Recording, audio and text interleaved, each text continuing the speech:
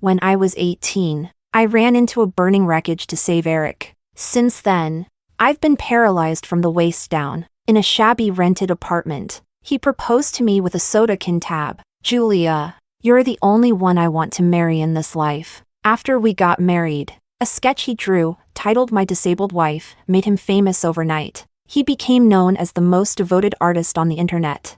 And his paintings soared in value. But 10 years into our marriage, I found a different portrait in his study, one of his first love. As I crumbled, Erick simply looked at me and said, "Emotionless, if it weren't for me, you'd never have this kind of life. And besides, it was you who had no self-respect. I tricked you with a soda tab. Someone so cheap, how could you ever compare to Lisa?" Later, I granted his wish. I gave him and Lisa my blessing, but it was Erick who finally broke down. Clutching my wheelchair in tears, "Julia, please don't leave me. Didn't we promise to stay together forever?"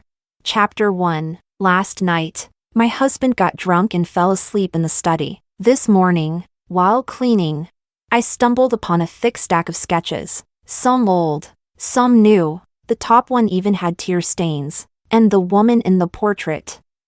I knew her. It was Lisa, his unattainable little princess from years ago. I held back tears, telling myself not to overthink it, to trust Erick. But the small note beneath the sketch shattered my last hope completely. My wife, Lisa. I should have seen the signs. Lately, Erick had been coming home late, wearing unfamiliar perfume. Only his fans still believed in his wife-loving persona. Those close to us knew the truth. Erick hadn't loved me in a long time. His heart had always belonged to that unreachable white moonlight. I stared at that one line. Silent tears fell. Then what about me? What am I to him? It was already late at night when Erick finally came home. The moment he stepped in, he pointed his camera straight at me, disheveled, sitting in my wheelchair. "Hey fam, what's it like to spoil your disabled wife to the moon and back?" He pulled a bouquet of roses from behind his back. Voice gentle, "Baby, today marks our 3,666th day together. I bought you these roses." I had cried my eyes out that afternoon. I looked an absolute mess. I wasn't even wearing a bra. I tried to avoid the camera, face flushed with shame. "Erick, please stop filming. I'm begging you." He frowned slightly, displeased, but turned the camera away. "Sorry, fam, my wife's a little moody today. But hey, she's disabled. Emotional instability comes with the territory, right?" Then he picked up several sketches from the table and turned back to the camera. "These are my latest works, inspired, of course, by my love for my wife. Starting bid, $99,999. First come, first served." He saw my tears but didn't care. He just turned away. All the questions and anger swelling in me died in my throat. The secret to success is spoiling your wife. A man who loves his wife will go far. Even though mine's a cripple, I've never minded. Each word slammed into me like a hammer. I stared at his back and felt like the man in front of me was a complete stranger. Chapter 2. The next morning, Erick's video went viral again. The title read, "What's it like to spoil a disabled wife rotten?" The thumbnail? Me, slumped in a wheelchair. Hair messy, wearing home clothes. Looking pale, sunken-eyed, almost deranged. I stared at that pathetic version of myself. What little dignity I had left was trampled completely. Now the whole world knew. I was nothing but a cripple who lived off her husband. And yet, after becoming disabled, I had tried so hard to live like a normal person. I didn't want to burden Erick, but never before had I been so painfully aware I was a useless cripple. Even I found that image of myself disgusting. Oh my God, Erick is too sweet. This is real love. He can even kiss that face. What kind of heavenly karma did she earn in a past life to marry such a perfect man? Ah, I want to buy 100 paintings. Don't fight me.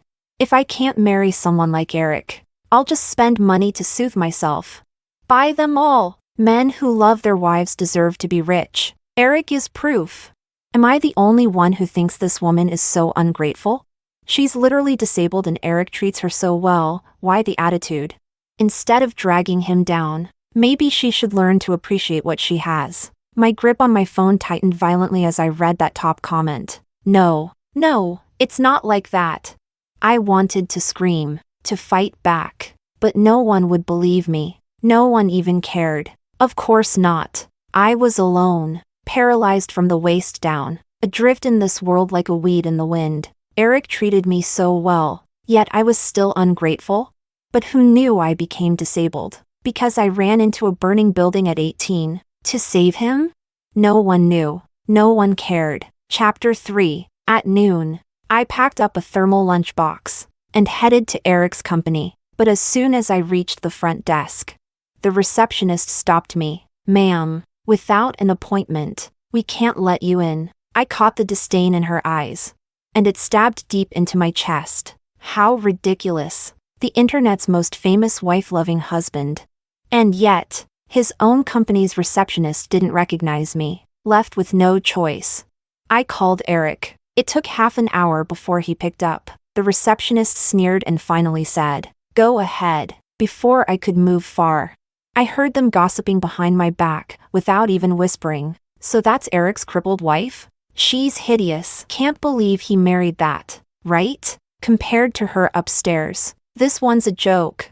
I heard Erick doesn't even like answering her calls. I sat by the elevator, hearing every single word loud and clear. The shame was crushing. Waves of humiliation threatened to drown me. I knew. Of course I knew. The receptionist didn't actually not recognize me. She just didn't want me to interrupt Erick. And her, the woman upstairs. But still, I came. Maybe I was the one being foolish. After all, Erick's devoted husband persona didn't just ruin my life. It was also fooling the whole world. I didn't want to be part of this lie anymore. Chapter 4. Inside Erick's office, a beautiful, elegant woman danced closely with a tall, handsome man. They moved in sync to the soft waltz playing in the background. The room is thick with flirtation and intimacy, until I knocked on the door. When she saw me, the woman's lovely brows scrunched in annoyance. "Erick, I didn't know you were so whipped. Your wife actually followed you all the way here." Erick smiled helplessly, his voice indulgent. "Lisa, come on, you know all that stuff online is fake. There's no real affection between me and her." He wasn't even trying to hide it anymore. Lisa looked satisfied, but still let out a mocking snort. Some people really don't know when they're not wanted. Huh? Why force yourself into someone else's space? As she spoke, her sharp stiletto accidentally came down hard on my foot. A sharp, piercing pain shot through me. My hand shook, and the thermal lunchbox slipped from my fingers. Clang! Scalding, greasy soup spilled all over my lap. My thighs turned bright red from the burn. I bit my lip hard, tears instantly welling up. But Erick didn't even glance at me. He was kneeling at Lisa's feet, gently wiping oil off her heels. Ugh, how annoying. "You ruined my brand new shoes. You better buy me a new pair." She pouted petulantly, leaning coquettishly toward him, and then turned to me with a condescending sneer. I trembled all over, whether from pain or rage. I couldn't tell anymore. I just knew. In that moment, the boy I once loved was gone forever. Chapter 5. Actually, I liked Erick first. Back then, I was an orphan. The government paid for my schooling. I was so poor I couldn't even afford food most days. But I loved dancing, and my teacher said I had talent, even better than Lisa, the rich girl who trained since childhood. So I used every penny I could scrape together for dance lessons. Sometimes I couldn't even afford a single egg for breakfast. Erick sat next to me in class. Every morning, my stomach would growl over and over again. I was mortified, but Erick always pretended not to hear. Then 1 week later, I started finding steamed meat buns in my desk drawer. I didn't know who left them, until one day, after dance class, I caught a glimpse of Erick slipping some snacks into my desk. From that moment on, my heart was lost, and it never came back. I chased Erick for a long time, but he never agreed to be with me, until one day. I followed him home, only to witness his entire neighborhood engulfed in flames. An electrical fire had broken out in the old apartment block. I didn't think. I just ran in, and when the burning beam collapsed, I threw myself in front of him. Then I blacked out. The next time I opened my eyes, I was in the hospital. The doctor told me I'd lost the use of my legs. I would never dance again. I broke down. I wanted to die. Until Erick came to see me. He wore a faded t-shirt, but his gaze was steady and warm. He said, "Julia, I'll marry you. Live, for me. If nothing else." I fell into his arms and sobbed uncontrollably. He held me tight, tears falling too, as he whispered promise after promise. "Julia, I swear, for the rest of your life, I'll never let you suffer again." That night, we held each other like two people drowning, clinging to the last straw left in the world.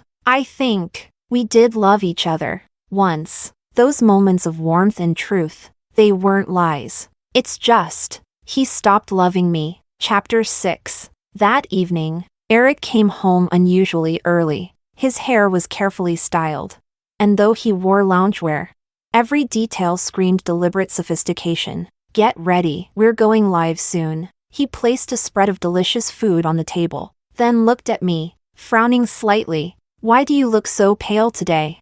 Before I could reply, he chuckled. "Actually, it's better this way, more authentic." I clenched my fists, glancing in disgust at the phone set beside the dinner plates. My voice trembled with quiet desperation. "Erick, I don't feel well today. Can we skip the live stream just this once?" His brows immediately drew together. Impatience seeped into his voice. "Julia, stop making a fuss. Yes, I admit yesterday was a bit over the line. But you need to understand, Lisa is one of the company's investors. I have to consider her feelings. Without my compromises, you wouldn't have this comfortable life. And what about me? What about my feelings?" I wanted to scream, to demand answers, but facing his annoyed gaze, my throat closed up. All I felt was pain, so intense, it stole my breath. Seeing I still wouldn't yield, Erick grew visibly irritated. Still, he kept his tone calm, but laced it with a quiet threat. "Julia, don't you want to walk again? You need money for that, right? Be good, help me finish the live stream, and I'll take you for treatment." His cold eyes pierced through me, and in that moment, it felt like something tore inside my chest. This was the person closest to me. He always knew exactly which knife would hurt the most. He knew how desperately I longed to stand again, so he chained me with it, used my dream to cage me, and I had no way to break free. Chapter 7. The next morning, Erick left early again. When I woke up, the only thing on my nightstand was a bank card. I knew what it meant. It was money for my upcoming medical tests, and a reward for my obedience last night. It started pouring outside today. The roads were slick, and I struggled to push my wheelchair uphill. I tried several times, but couldn't make it. Pedestrians rushed by me without a glance. My umbrella had been blown away by the wind, and I sat there alone, soaked and miserable. Rain poured relentlessly. After yet another failed attempt, my eyes turned red. Why is life like this? I've tried so hard. All I want is to walk again, to stop relying on anyone just to live. Why is that so hard? My vision blurred. I couldn't tell if it was the rain or my tears. Suddenly, I felt the wheelchair being lifted, a strong force behind me. Before I knew it, I was inside the hospital. I turned around. Behind me stood a man. His head was slightly lowered, sharp features, a tall nose, and dark eyes locked on me like a predator eyeing its prey. Before I could say a word, he draped his coat over me. His tone was cool and indifferent. "Julia, you've really outdone yourself. How did you let yourself end up like this?" Chapter 8. His face seemed vaguely familiar. I blinked. Bruno. In high school, we were sworn rivals, competing fiercely on every exam. But after I dropped out due to my injury, he left to study abroad. We never spoke again. By the time I snapped back to reality, I was already at the exam room door. I looked at him in confusion. How did he know I had an appointment here? But before I could ask, The nurse had already wheeled me into the room. "Your leg nerves aren't completely damaged," said the doctor. "With surgery and rehab, there's a chance you could walk again." My eyes lit up. All the clouds in my heart cleared in an instant, but my voice still trembled with cautious hope. "Really? You're not lying to me? I can really stand up again?"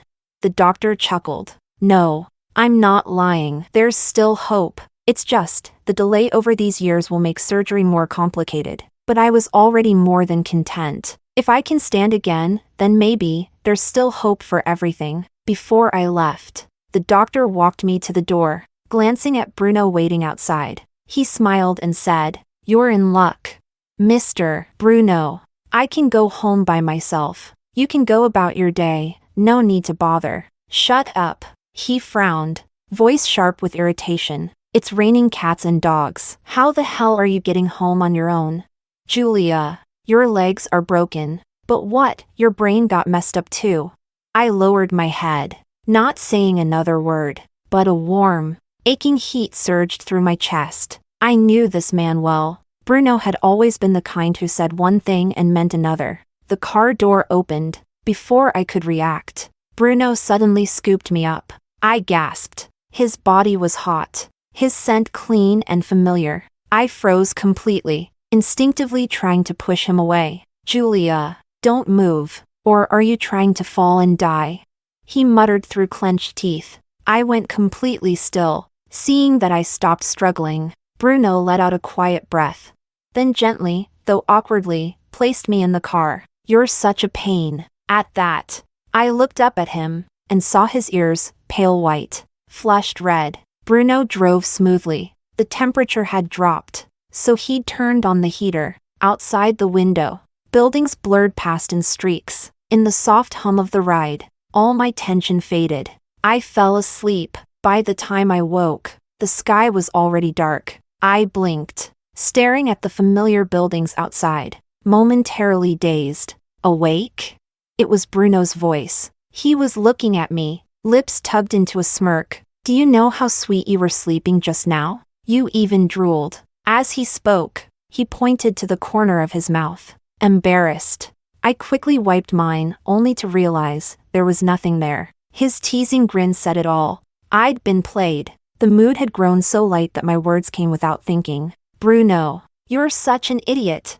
We both froze. In the past, he loved to tease me, and I'd always scold him the same way, looking into his stunned eyes. For a moment, it felt like we were back in those carefree school days, but we both knew we could never go back. After a long silence, I spoke softly. "Today, thank you, but from now on, let's not see each other again." With those words, I turned to leave. Just as I opened the car door, Bruno suddenly grabbed my wrist. His handsome features and clear eyes were exactly as I remembered from years ago. "Julia, I can help you." There was sincerity and anticipation in his eyes. "I can help. I'll find the best doctor for you. Let's cure your legs." "Leave him." He looked at me nervously after saying that. I froze. Suddenly, I understood what the doctor meant earlier when he said I was lucky. No wonder the doctor, who I'd tried to book for years, suddenly reached out. No wonder I coincidentally ran into Bruno today.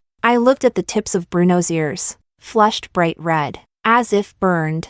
I jerked my hand away. "Thank you, but no." I turned and fled. I knew what he meant, but what he wanted, I couldn't give. He was too good. I couldn't drag him down with me.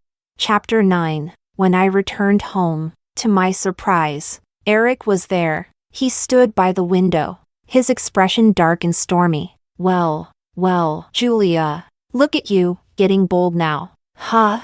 I told you to go to the hospital to get treatment, not to flirt with some random guy." His disgust pierced through me. I shook my head in panic, trying to explain. "It's not like that, Mr. Bruno just drove me back." "We didn't." "Mr. Bruno?" Erick stormed over and grabbed my jaw tightly. His smile was ice cold. "You already know his name? That fast? What? Give it another half hour and you'll be in bed with him?" His words were pure poison. I stared at him in shock. I couldn't believe he actually said that to me. "What's with that look? Surprised?" He sneered. Please, you're nothing but a cheap woman. Didn't you hop into my bed for a damn soda can tab? What kind of dignity does someone like you even have? His fingers dug cruelly into my skin, but the pain in my heart hurt far, far more. The world seemed to pause. All I could see was Erick's cruel, twisted face. It felt like my heart was cracking open, inch by inch. So this was what he'd thought all along. In his eyes, I was worthless, shameless. Then what were these past 10 years? Just a joke? Tears streamed down my face. My heart ached so much it trembled. Yet I still forced a smile and replied to him. Yeah, Erick, I slept with him. So what? Isn't stabbing someone in the back something anyone can do?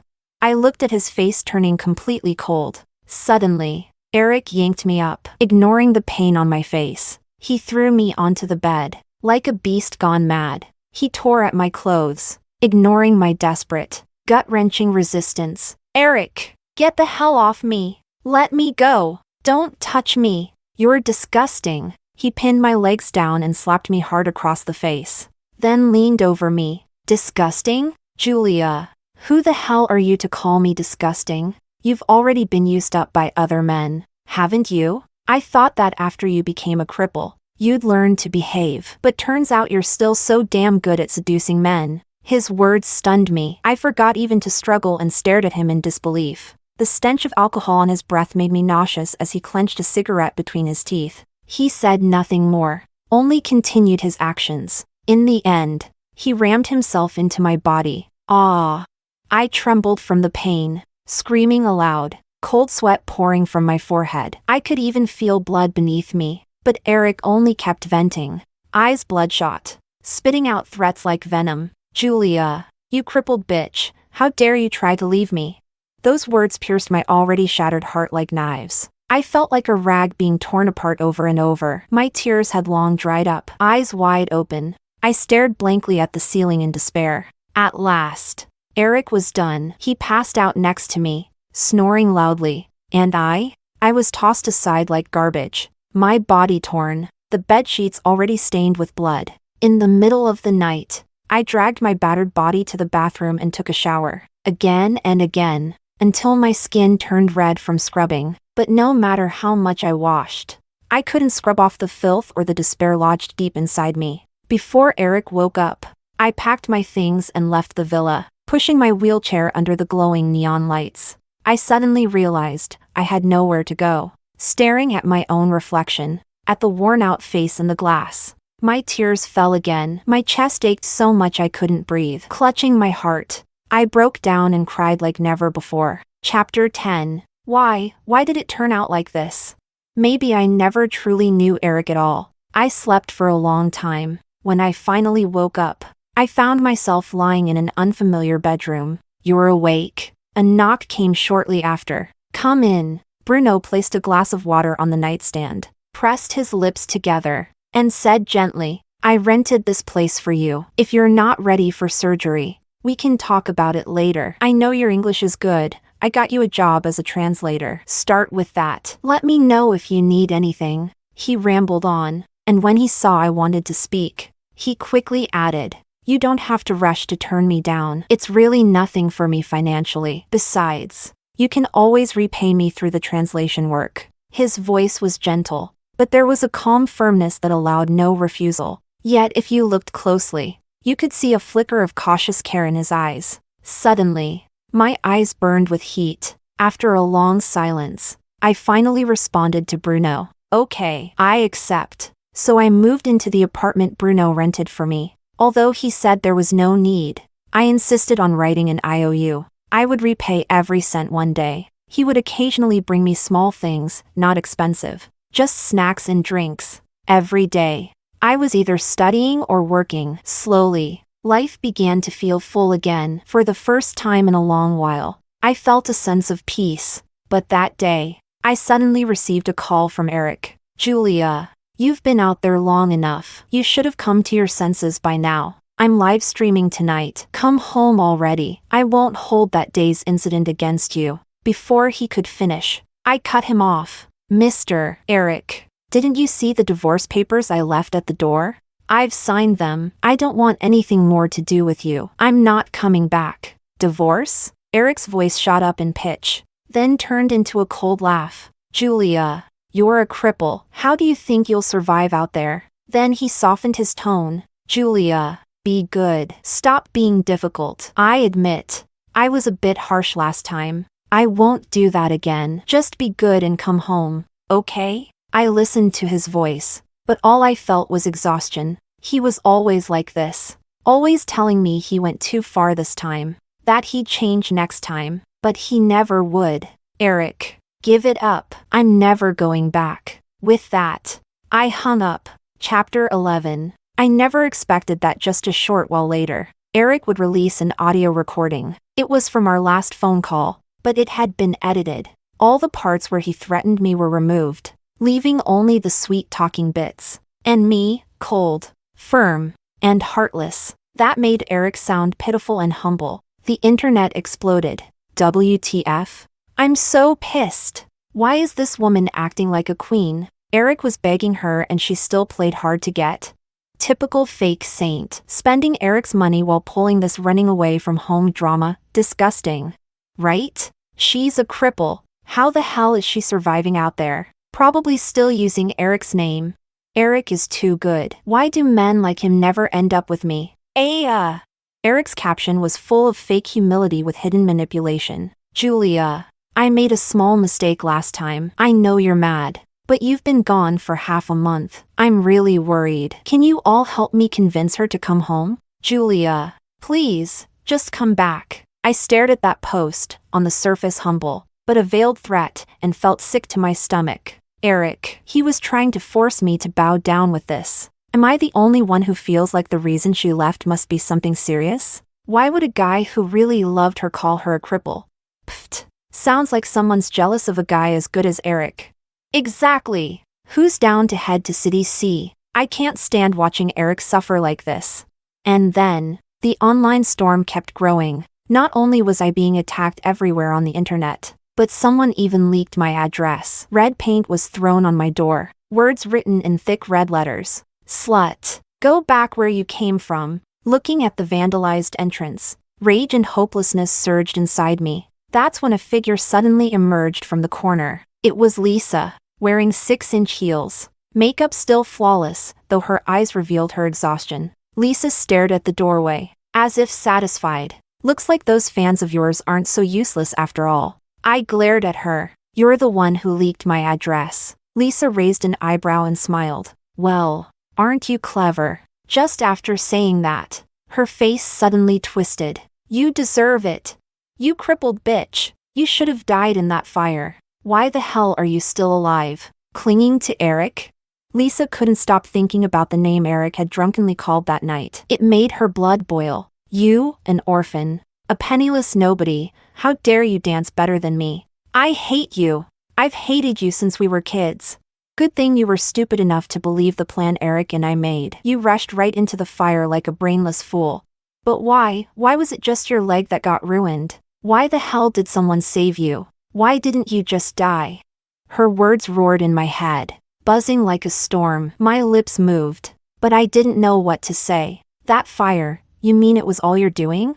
I stared at the beautiful woman in front of me, only to see a demon crawling straight out of hell. Just because of her jealousy, she had plotted a fire to kill me. I lost my leg. I'll never dance again. But it still wasn't enough for her. Why? Why was I so stupid? I trusted those two monsters, and buried my own future with my own hands. The hatred surged within me. I hated them so much. Trash like you was born beneath me. You were only ever a tool for Erick to make money. Don't tell me you actually thought he loved you? Die. Just die. If you're gone, Erick will finally love me and only me. But by then, I was already drowning in anger and agony. Her words no longer registered. I didn't even notice Lisa's face turning deranged as she charged at me with a knife in her hand. Then suddenly, Bruno appeared. He kicked her hard to the ground and wrapped me in his arms, shielding me. Seeing the pain and despair in my eyes, Bruno's gaze turned bloodshot with sorrow. It's okay now, Julia. It's okay. I'm here. Smelling his familiar scent, the dam inside me broke. I burst into tears. crying uncontrollably. Chapter 12. After I'd finally cried everything out, Bruno handed me a stack of documents. Take a look. I had no strength left in me after all the sobbing, but the moment I saw what was in the file, I lifted my head sharply and looked at the man sitting beside the sofa. These are all the documents I've gathered, evidence of how Lisa and Erick framed you back then, and proof of Erick's affairs after your marriage, along with his emotional abuse. He looked at me, his eyes as gentle as ever. Julia, take these to the police. With this, they're done. Looking at the pain and patience in his eyes, I swallowed the lump in my throat and shook my head. No, I want revenge, myself. I gripped the documents so tightly they crumpled. My eyes stared coldly at Erick's livestream on my phone, hatred burning deep in my gaze. I'll make them pay, with blood. Chapter 13. The next day, I called Erick. I told him the divorce was a moment of impulsiveness, that I still couldn't live without him. Now, all I wanted was his forgiveness. Erick laughed smugly. His voice made my stomach churn. Julia, if only you had come to your senses earlier, how nice that would have been. I swallowed my disgust and forced a pitiful tone. Erick, I'll be obedient from now on. I won't ever run away again. When we get back together, let's stream it. After all, it'll get a ton of views, and we can make some real money. Erick seemed surprised, more than that, suspicious. Since when did you care so much about making money, Julia? I lowered my head and replied timidly, well, I still need you to take me to get treatment for my leg. Erick, you're the only one I can rely on. Sure enough, he believed me instantly. Perfect. We'll stream together that day, let everyone see how in love we are. Chapter 14. The day of the live stream arrived quickly. Still, seeing the viewer count hit over 100,000 left me stunned. I always knew Erick's account made good money, but I hadn't realized it was this successful. Then again, most of that success had come from bleeding me dry. I pushed down the cold light in my eyes and put on a soft, submissive smile. Erick, it was all my fault before. I promise I'll behave from now on. As I spoke, I rested my head gently on Erick's shoulder. His hands were trembling slightly, his eyes turned red, and his voice cracked with emotion. Julia, I really thought you'd left me for good. His acting was flawless. So flawless. I almost believed he truly loved me. Almost. From the corner of my eye, I spotted Lisa clenching her teeth in fury. I couldn't help but smile. The real show was only just beginning. Aw, they're so in love. This is too sweet. Told you Julia would come back. She was just playing hard to get. That's what girls do. Erick is such a catch. No wonder she didn't let go. Get out of my way. I'm placing 1,000 orders of Erick's paintings right now. The chat messages scrolled nonstop. Erick looked pleased, but still pretended to be modest. Everyone, only buy if you really want to. I don't want to pressure anyone. All the money we earn from this stream will go toward Julia's treatment. Then, he even kissed my forehead tenderly. I resisted the urge to vomit. Just then, a message popped up on my phone from an unknown number. Only one word. Okay. My heart finally settled. The livestream chat was still flying by, but the tone had changed completely. Oh my God, Erick. You liar. What kind of perfect man? You're a murderer. Are you confused up there? What nonsense are you talking about? No. It's not nonsense. Gossip accounts just dropped the truth. Erick is a confirmed scumbag. I'm so disgusted. Turns out Julia's disability was from saving him? How could he be this vile? Watching the flood of comments shifting direction, Erick's expression changed as well. He picked up his second phone and saw that the post had already made it to the top of the trending list, exposing the true face of the internet's #1 wife pampering man, Erick. The post didn't just include evidence of how Lisa and Erick had set me up years ago, it also had photos and videos of his affairs over the years. Erick's face went completely pale. He turned to me, and when he saw the smile on my lips, realization dawned. Julia, tell them it's all fake. He said it, but his voice wasn't even that panicked, because he still believed I loved him down to my bones, that I couldn't live without him, and that I still needed him to treat my leg. But this time, he was wrong. I was awake now. I ignored him and instead opened my phone, playing the full, unedited call from before. Erick's vicious voice filled the livestream. Oh my God, So that's the full recording? I can't believe I used to stand this trash. That's straight up threatening. Poor Julia, what the hell has she been through? Trash man and fake bitch need to die. Burn in hell. Erick and Lisa. In the end, Erick looked into my cold, unwavering eyes and dropped to his knees. Helpless. Why? Julia? Why? It's because of her, isn't it? That bitch. He suddenly dragged Lisa into the frame and kicked her hard. Everyone. It's her. She seduced me. That's why I messed up. I'm going to kill her. I'll kill her. Lisa screamed and finally snapped. She lunged at Erick, clawing and biting like a madwoman. Erick, you were the one who chased after me. All these years, you followed me around like a begging dog. Erick was being hit and scratched while still clinging to my wheelchair, sobbing. Julia, please, forgive me. I can't live without you. The two of them wrestled like lunatics. Live for everyone to see. I stared at the barrage of hate comments now aimed at them, and all I could feel was bitter irony. Not long ago, I was the one being attacked. How absurd. Chapter 15. 6 months later, Erick and Lisa were imprisoned for intentional assault. Bruno was the one who took me to court that day. To my surprise, I didn't feel the anger I had once imagined. I simply recounted all the facts, calmly and clearly. In the end, Erick was sentenced to 12 years in prison, and Lisa got 10. As we walked along the street, I looked up at the sunlight and suddenly felt incredibly light. I had taken Bruno's advice and gone through with the surgery. After months of rehab, I could now stand and even walk for short distances. Without realizing it, we ended up in front of our old high school. Bruno brought me into a small steamed bun shop. Boss. 2 baskets of buns. The owner was wiping a table. When he saw Bruno, he lit up with surprise. Hey, young man. It's you. You haven't been here in ages. Bruno just smiled. But the moment I bit into that familiar taste, I froze and stared at him in disbelief. He was blowing on a fresh bun for me. And when he looked up, confused, he asked, "What? Do I have something on my face?" I suddenly remembered the buns I used to find in my desk drawer. My eyes welled up. It was you who left those buns before. Bruno paused, then scratched his head sheepishly.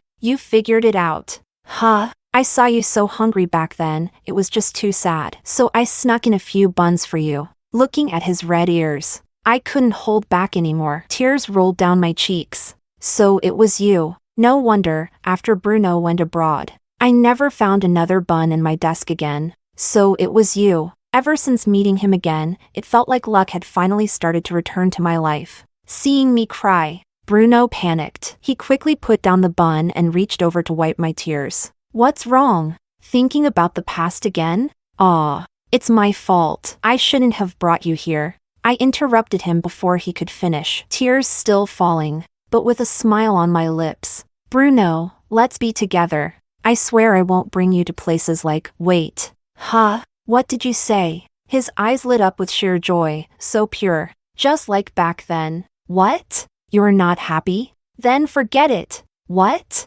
No. No. I'm happy. I am. Totally. Absolutely. Completely happy. Bruno. You dummy. Why are you crying too? That's nonsense. It's sweat. This place is way too hot.